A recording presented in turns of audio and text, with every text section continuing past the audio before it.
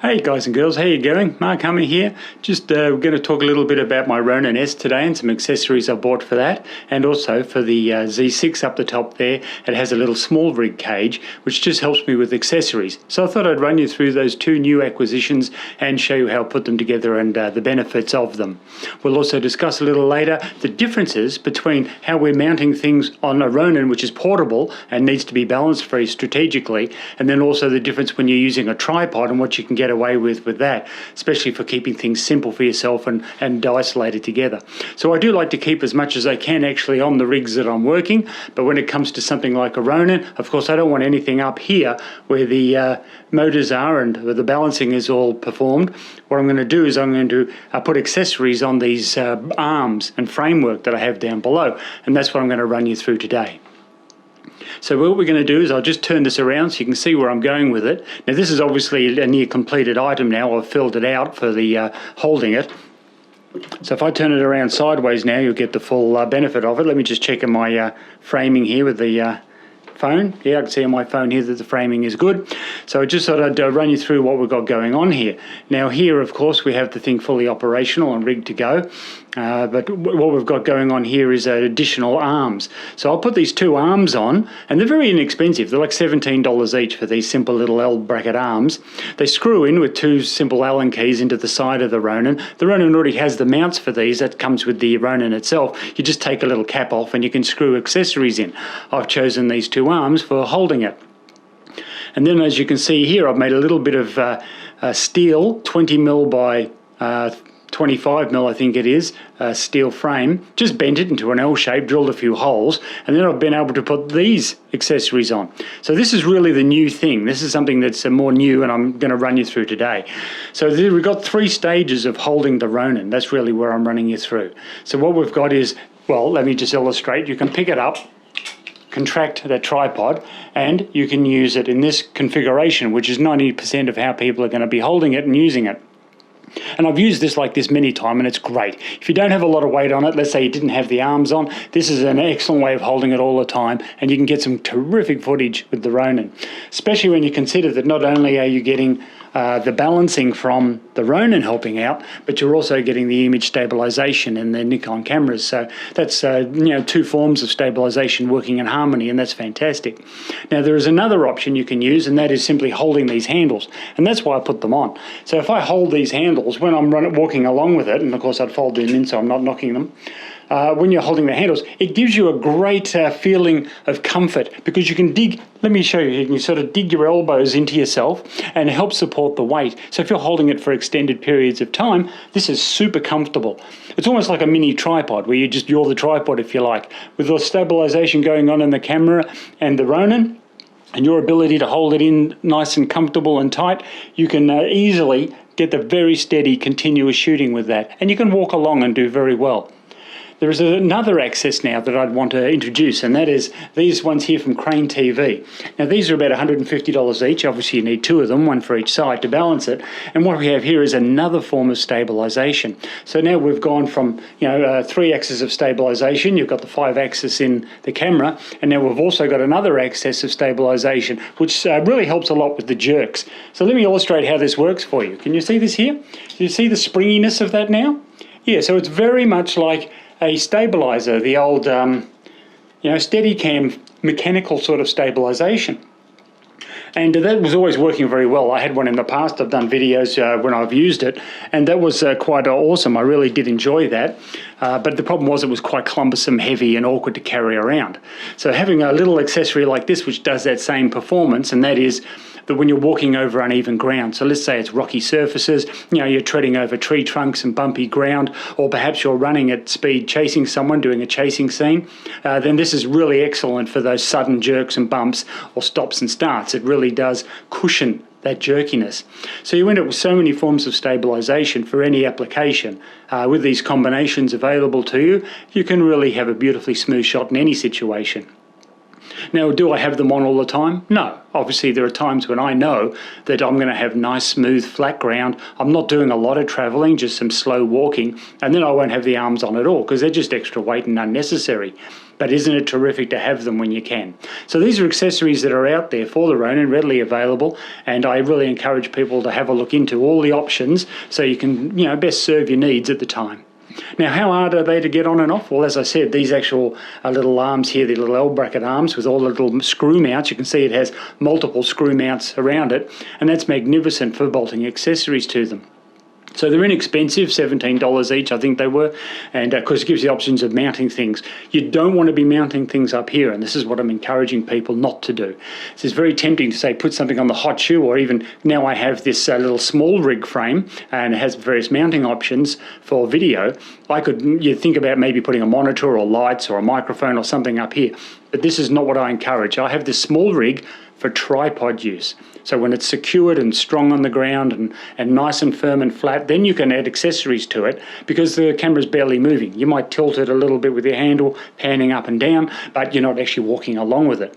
And so for when it's this sort of situation and you're mobile, I highly recommend that what we do is leave this alone. Nothing up here. If you're going to mount anything, mount it to the frames as I've done here to the Ronin's handle, and that way, of course, it doesn't affect the operation and the smooth and steadiness. So that's really where you've got to be at. Now, so I'm talking about how you get them on and off. Let me just illustrate that for you, that it's not particularly difficult and it can be quite quick. So don't think that once you're on, you're stuck with them forever. I just have to turn it around to make it obviously easy for me to see. So bear with me on that. Now, initially what we've got here is I have a little safety mechanism, and that's just this simple little thumb screw here. I drill the hole through the frame. And what the hole through the frame does for me is it just enables me therefore to guarantee that they won't slip off. So if I'm jerking around with it on bumpy ground, you could be scared that these things would just slot out. They do thumb screw in, and they are quite firm and tight. I've made sure when I machine that piece of metal that it fitted in nice and firm, enough to get it in and out, but not enough to wobble around. So it is quite firm and safe, and with the thumb screwing nice and firm, they will never come out, I'm quite confident. But I put that little screw, and as I say, it was just a simple 1/4" screw and a little wing nut, and they just enabled me to have confidence that it wasn't going to slip. So how do I get it off? Well, all you do is undo that little screw, as I mentioned here. You can see me going around, and there it is, slots off really quick and easy. There's the thumb screw I was just telling you about. So that's the only thing that attaches it. It has a slot in here that I slot that metal angle iron into, and it's really, really quick and simple to get on and off. I mean, what did that take me? A few seconds. And again, for any of these accessories, you want to get them off, it's nothing more than just using a little Allen key and unscrewing them. It takes a few seconds if you wish. This one here, again, it's just two Phillips head screws, 1/4 inches into the holes that are already in this handle. I just lined up the holes to match, so it was quick and easy, and if I wish to, I can just pull these out in a few seconds with a screwdriver, should I wish to get them out. But the point is really, they actually don't weigh anything, so why bother? Just leave them in, I'd suggest. The only time I'm going to be thinking of taking this frame off is if I'm actually taking the arm off, that L-frame arm, that handle that I'm holding.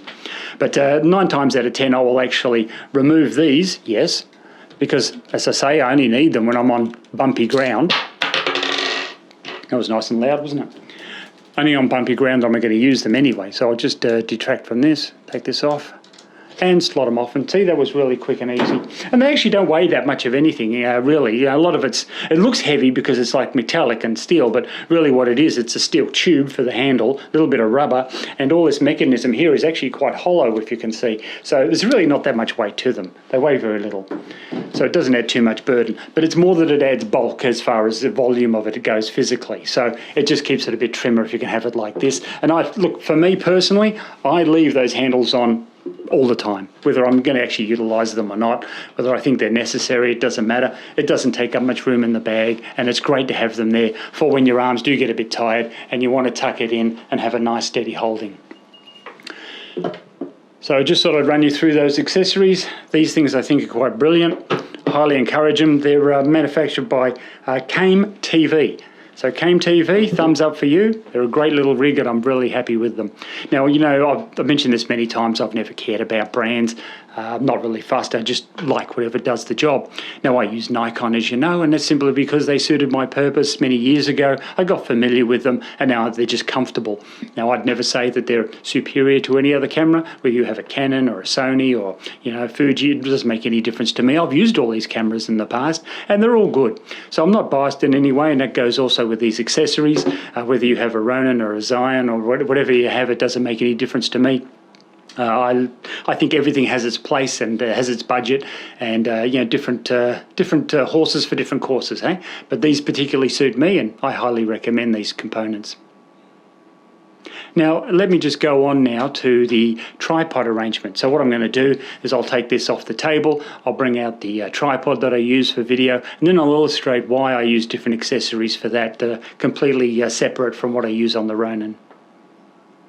So here we are back now. As you can see, we swapped from the Ronin to my tripod. It is, in fact, let me just read out the code for you because it's quite a long one and I'll need the glasses for the fine print. It is a Manfrotto and it's an MVH502AH. Now this is the bridging technology tripod. It's semi-professional level. They do make bigger ones again for very high-end video cameras, but this is more than overkill for the little cameras I'm using. I'm using these tiny little mirrorless cameras, and this is more than double what it needs, so it's very adequate. So the placing of it on the camera, of course, is very simple. Now you may notice I'm actually using the Ronin's mount, and it fits perfectly with this Manfrotto system because they're both a Manfrotto system. So this is why I might use these very long plates, and people might think, oh gee, that's awkward and big, and why you need something so big? Why don't you just go for something like, the Swiss archetype here, and wouldn't that be simpler? Well, it is simpler in some ways, but it doesn't correspond with all the other equipment I have. Everything I have is Manfrotto, and so with the Ronin being the same sort of a plate, it's a great simple connect. Everything connects together and I only need one system and I don't have to think about it too much. So here we are, that just screws on, as you see, very, very simple. And that's nice and firm and tight. And if I want to do any videoing, I certainly can. I'll just take this off lockdown, and there you can see I can video beautifully smooth footage. You'll see some of that later on through the show. I'll be placing some in here and there, showing you through both this little SMALLRIG frame that I have on the base of the camera, and then also I'll show you through the accessories that I had close up on the Ronin. But here for now, I'm just showing you that it does fit on very nice and well, and it is a beautifully fluid and smooth operation. Now you have adjustments here for the rotation of it. You can lock the rotation if you wish. You have here a tension knob to see how soft or quick you can go if you want to go really quick. You crunch that up a bit and then it's nice and slow and smooth and very fluid. It is a fluid head, so it's going to be very silky smooth. And here you have a locking button where when you find your position where you definitely want to film and keep it going, you can lock everything down and nothing will move. So this is a very sturdy unit. I mean, not only is this head extremely professional and high quality, but also this tripod itself, it's a Vanguard Auctus 323AT. Sorry, I'm reading that upside down, so it just took me a while to see what that was. But this is a Vanguard tripod. It's actually an aluminium one. It's not a graphite composite in any way. And I bought it particularly because it was heavy. Now you might think, oh, isn't lighter better? Well, not with tripods necessarily. The best performance you get is out of the heaviest tripods. The only time you want a very light one is if you're hiking and traveling, and I'm never hiking and traveling with something this big. So if I'm doing any sort of what I would consider professional videography, I'm definitely going to be using something big and heavy that'll stay nice and firm on the ground and not move about. I've done a few dance videos, music videos, where it's been a timber floor in a dance studio and people are moving around and bouncing up and down as they're going, and of course that can send vibrations and shocks for the floor, and if you've got a very fragile tripod, that thing is going to wave and shake like a little earthquake, and all the image stabilization in the world's going to struggle to keep up with that. So you're having a nice sturdy unit, you don't have to worry about it moving around too much. So I've got 3 different stages of tripods. I have a very light graphite one, I have a medium range aluminium Manfrotto tripod, and then I have this big heavy duty one, and I just bring out the one that I need for the time. But right now, for the consistency of what we're talking about now, which is putting accessories on with the camera and the tripod, you're going to want the heaviest duty one you can to make it safe and secure. So what sort of accessories can I add now? See, this is the reason I've actually got, and I'd like to talk to you a little bit about this SMALLRIG system that I have. Now, if I just pan that around a little bit, you might be able to make out from here that we've got various mounting holes on it. Now, what's the point of the mounting hole? If I bring it around like that too, you can see something interesting. On the top there, you might be able to see there are 2 on the top as well, and a few along the side and down the bottom here. So you've got quite a range of options to mount things. So really what's going on here is, this is very useful to me if I want to add, for example, an external monitor.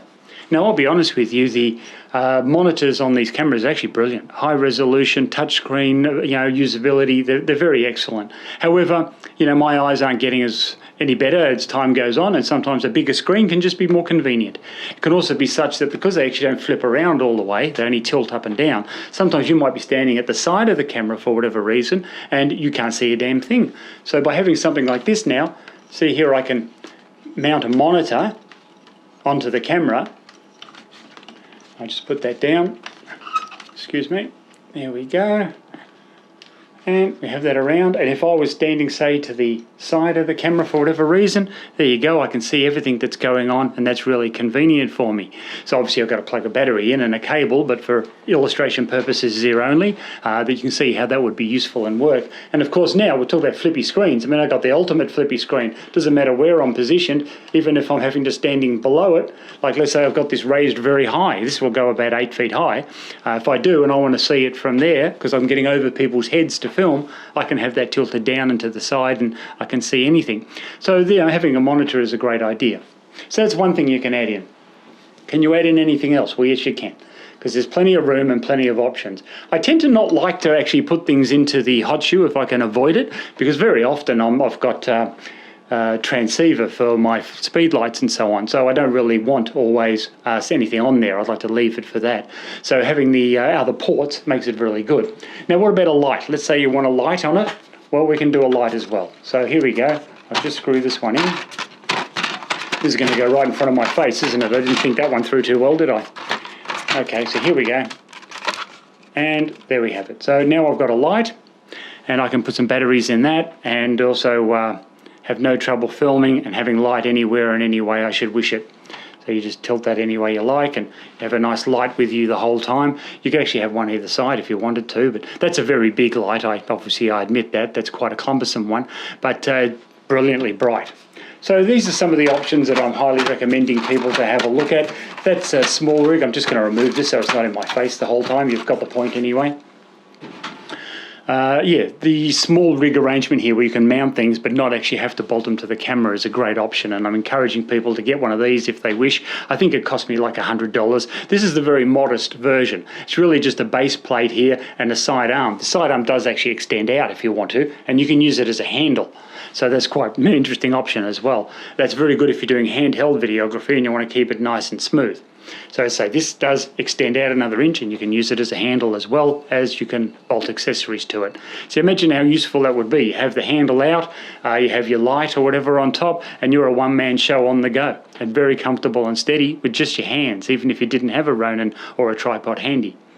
So that's good options, and I'm pleased with that. I just want to run you through why I've got what I have and the various applications. As I say, I'd never have anything up here like that on the Ronin because it throws the balance out too much, but when you've got a very steady platform, these sort of things are brilliant. So guys, I've removed the tripod out of the way, and I just thought I'd run you through this SMALLRIG system again. Now I've left the monitor on, the external monitor, just to illustrate the functionality of being handheld. And I did talk to you about the rig and how it's got all these mounting holes, but I also said that this handle does extend out, and I wanted to show you about the underneath of the camera and how that looks, because it's actually quite interesting. So underneath here, assuming the lighting picks that up, and I think it is not too bad, what you see here is you have access to the battery and the door. It's completely open. So this is a frame for a thumb rest, so it replaces that little Mikey one I had. Now the Mikey one is great on photography, and on my Z7 when I do my photography, it's the Mikey one I have on that and I leave on, and it's great. But for this function, for video functioning, I still needed a grip for holding the camera handheld if I ever wish to do that. And so this system, the SMALLRIG, still provides that extra little piece of a finger rest. So that's great, and it's an empty cavity, so it doesn't affect you in any way with waterproofing or accessibility to the battery. But how you might say, do you extend the arm? How does that operate? Well, it's actually quite a simple procedure. What it is, they even provide you with a little Allen key slotted in there, and it's magnetically attached, so that just stays in there all the time, and it's always there when you want it, and doesn't just fall out and come loose. When you want to extend it, what you do is simply put it into that little silver screw you can see there, which is the Allen key itself. Undo it a little bit. You can then bring this out, see that there, and tighten it up if you wish to have that extended. And again, this is an option, you don't have to, but you can do that. And now you can see what I was talking about when I said you've got a handle. So now you've actually got a handle arrangement where you've got a handle here on the battery grip, and now you can also use this as a handle, and you're very steady if you're going to do any handheld, either photography. It can be used almost like a battery grip, can't it? Give a bit of extra stability for taking photos, but for video, just about to hold it nice and steady and have the weight balanced well in your hand. You see, if you've got an external monitor and you're holding it pretty much with one hand, it tends to not be very stable. Having this little grip extension as an option is brilliant for being able to hold it nice and steady and straight. So if you haven't got a tripod handy or a Ronin and you need to just do something on the fly, this SMALLRIG extra handle grip that comes with it as just part of the kit is a great option, I think. And of course, you know, now you can actually grip it really well. You can afford to put extra weight on. So let me just try and get this on without dropping it. Here we go. So there we are, we've got a light on, and assuming I had that all powered up and batteried, it's a battery operated light, so I don't have to worry about cables or anything like that. And of course now you can have your monitor any way you like it. You can have the light on your subject, and you've now got a complete video kit that's completely mobile. No reason you couldn't have a microphone attached here as well, or you could put it on the hot shoe if you wish to have a microphone. And that can be a simple handheld kit that doesn't obtrude with anyone. Sometimes security and facilities get a bit sad when you've got lots of tripods and accessories like that to trip over, but this is a no trip over win-win situation, isn't it? And can fold down to quite a small thing. So if you had a little carry bag with you, a little camera bag, you could easily stick the monitor and some batteries and a light in your camera bag, and just pull them out when you need it, and it wouldn't be intrusive to yourself or to anybody else. So it may look a bit odd and quirky. You might think, oh yeah, well, who's ever going to carry that around? But it's options. That's what it's really about. It just gives you various choices. So I thought I'd show you through that to see the choices that you have. Try and put that down so it's safe. What I might do is unscrew that before I end up dropping it.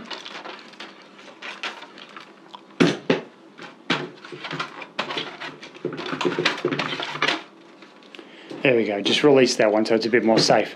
Now when I was talking to you about these options and the key and so on, you may notice that I had to take off this Manfrotto plate in order to access all that. Well, that wasn't really a big deal, not much of a trauma, but the thing is you just will have to access the Allen key and the handle. So I just thought I'd put that to your attention so you actually realise where we're going with it.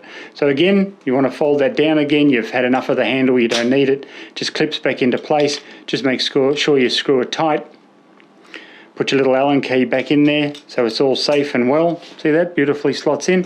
And then of course you can just stick your mount back on if you should wish to. Of course this is a Arco Swiss style mount. You don't actually need to have one of these plates on, and obviously that's the design they have. They have these SMALLRIG setups for, they're assuming you're going to use the Arco setup, so Arco Swiss setup. So yeah, you can just mount it directly to this frame if you have that ball head. Let me just go get one and illustrate what I'm talking about. Excuse me.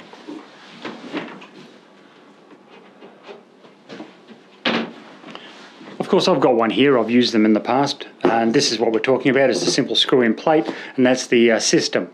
So what do you need this Manfrotto system? No, if you didn't have a whole lot of Manfrotto tripods and or the Ronin like me, you could easily get away with this. So how do you fit it? Well, you just stick it in like that, a quick screw, and there you go. You've got a ball head now that you can use for either filming or photos or whatever you want, and it just clips straight onto the SMALLRIG. So that's actually a great accessory. So I just wanted to bring out all those details for you so you can see the benefit of why I wanted to get this unit and how versatile and useful it can be for you. So let me just run you through first what I see on this SnapBridge app, just so you can see what's going on here. So just bear with me as I turn this around for you so you get a quick look at it.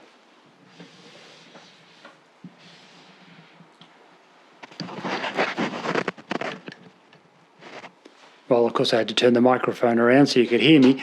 So right now what we're seeing is we've got the SnapBridge app up on my mobile phone, and you're seeing now what I see. When I look at my screen, you see me glance down occasionally to the phone in reverse.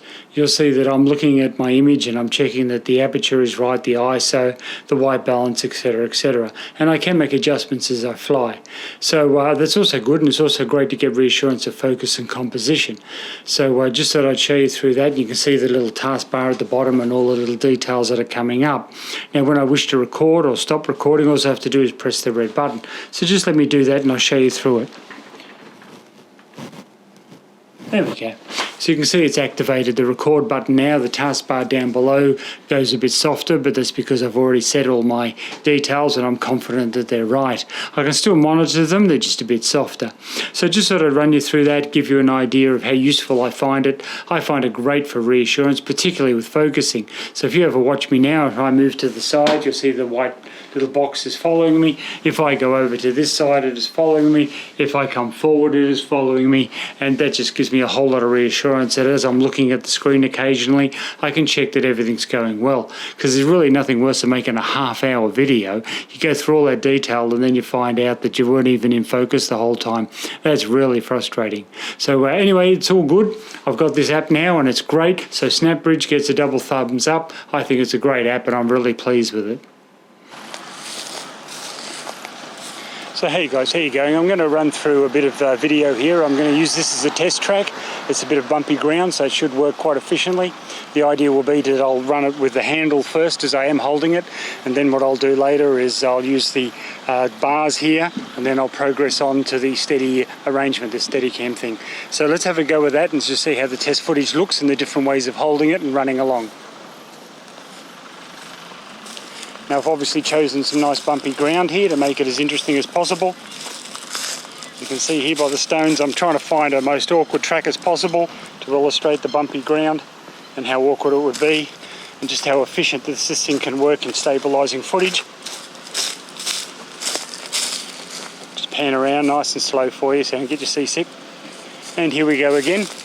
Now there's a lot of twigs and rocks I'm clearing, so I've got to be very careful as I'm looking where I'm going and checking the footage simultaneously. I think you can see that on the video. I'm of course not necessarily choosing the most comfortable path. That's to illustrate and make for the footage as bumpy as possible. Alright, so that was that test. What we're going to do now is try it, compare it with holding it in the handles like this, and I think this will be quite an interesting way of... It's good, it feels very comfortable. So whether it's more stable or not, well, we'll soon see. So let's run through that.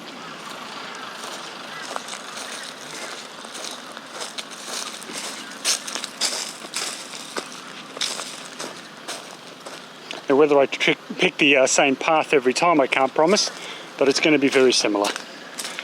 Point it is illustration purposes only. And I'm going to turn around nice and slow. Here we are. And up again. It's quite a warm day out here. We're at Forest Lake, which is a lovely little park area. I've chosen the most discreet and out of the way places possible so as not to disturb the general public.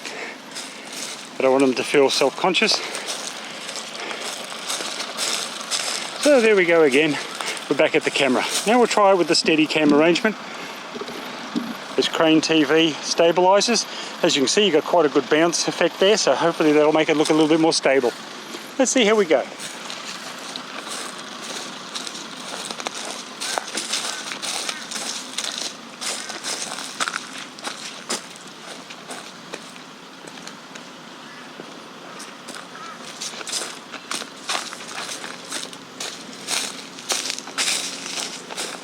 Alright, turning around slowly and back again to the camera.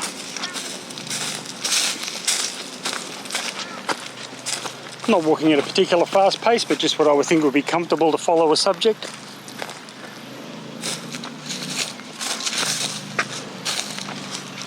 And there we go, all done. Be interesting to compare the footage later and just see how we went with that, won't it?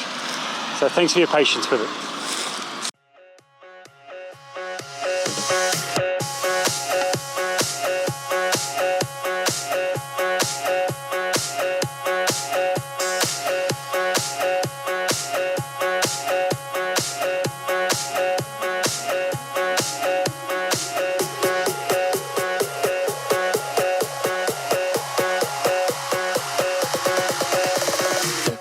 From the heat wave stole my emotions. I left my doubts when I was swept by the ocean, and every pulse from the tide was a finish line. A wave race we were made to ride. You and I were first in line, and we took them by surprise. I was with you all the time. You may not